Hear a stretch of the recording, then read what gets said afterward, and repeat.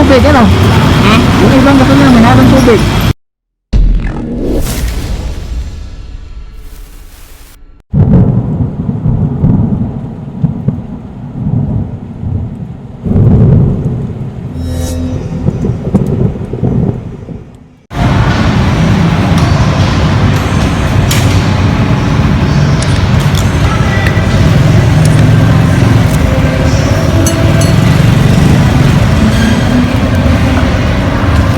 Sabi sabi.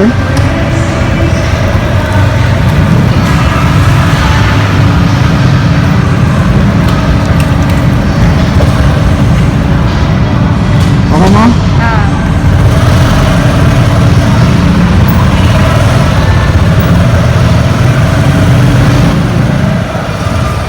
So, hello mga paps.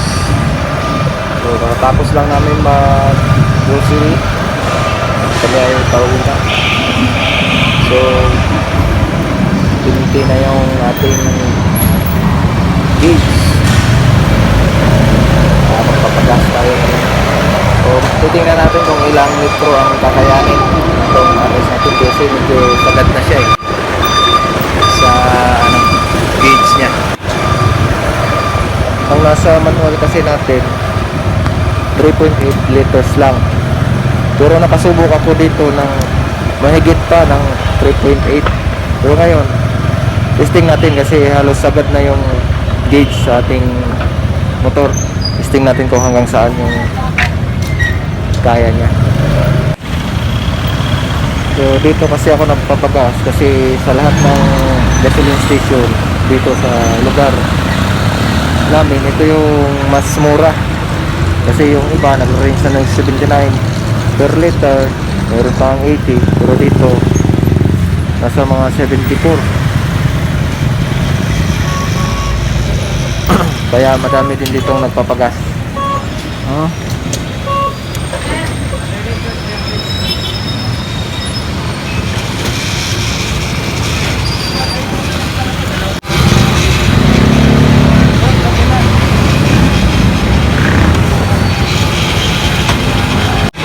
Lipat na lang natin. Oo, lipat na. Kasya ba?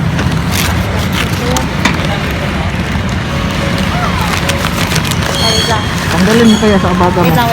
Pagpasa pa. Pultang pula.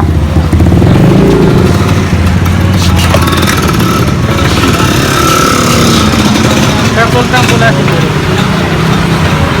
So ayan 00, start tayo sa 00, 74.35.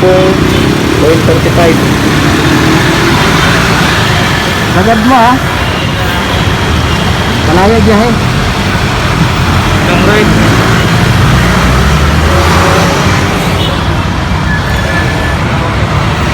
So ito yung gauge.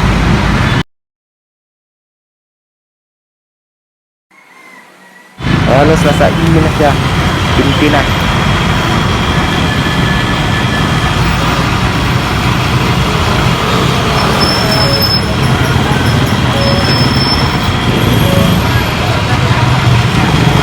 Ibang na lang para makaryahan.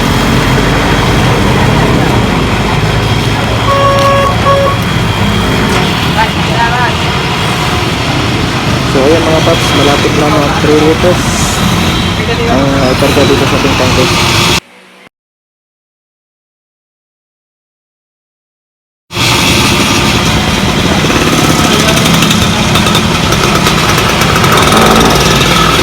Mura gas na dito.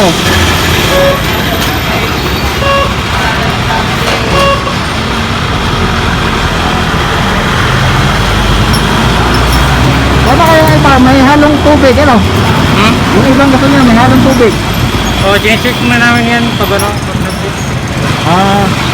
kung meron ba wala.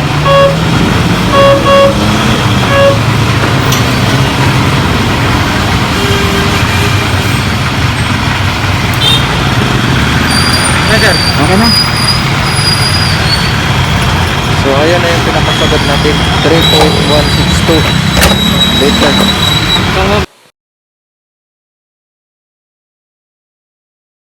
Ang iba meron yan.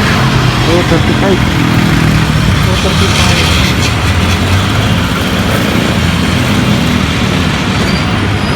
So ayun, sa mga nagtatanong no, kung ilan ba talaga ang full tank ng RS125 natin. So nakikita nyo naman sa pagkarga natin, simula umpisa hanggang sa napuno na. So yun talaga ang pinaka maximum na naikarga niya. Best na yun, magaling na ano na yun, yung attendant na yun, magaling mag-control. So hanggang doon yung full tank ng RS125 natin. Yun yung siguro pinaka marami na karga. Pero yun nga lang, medyo sagad na siya. So ayan, sa mga nagtatanong yan. So maraming salamat at sana natulungan ko kayo at nasasagot na yung mga nagtatanong dyan, lalo na sa mga kabuhan pa. So ayan na.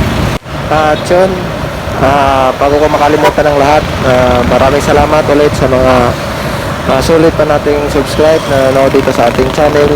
At wag niyo din kalimutan, kung bago ka lang dito sa ating channel ay huwag kalimutan mag-subscribe at i-follow niyo rin ako sa Facebook page natin sa Raceway Motovlog. Thank you, God bless and ride safe sa ating lahat mga paps.